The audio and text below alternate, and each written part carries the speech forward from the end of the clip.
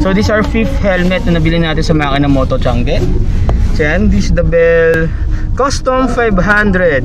So nasa around 7.6 siya, no? Yeah, 7.6. So hindi siya naka-sale, pero meron silang promo. Sasabihin ko sa inyo mamaya.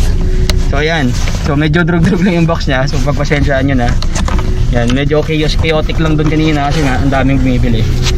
So ayan. Ganda. Ganda ng ano ng Bell, no? Ganda ng design ng dust bag niya. Custom 500. So this is a half face na classic. Yan. There you go. Kapal pa nung ano nyo, Tyro. Boom! See, this white, pearl white na may red and blue na, or maroon na stripes, actually maroon. Yan, ganda. So this size large again. Yan. So yung nabili natin kanina na Royal, pasok din siya dito. So pwede natin siyang gamitin dito, no? Kasi universal siya, adjustable siya. Yan, di ba? Ang ganda, di ba? Tapos double D-ring din siya with botones, with button, di ba? Ganda. This Bell from USA. Grabe. Sobrang safe ng helmet na to. This from USA. Di siya tinipid. Ang ganda niya talaga.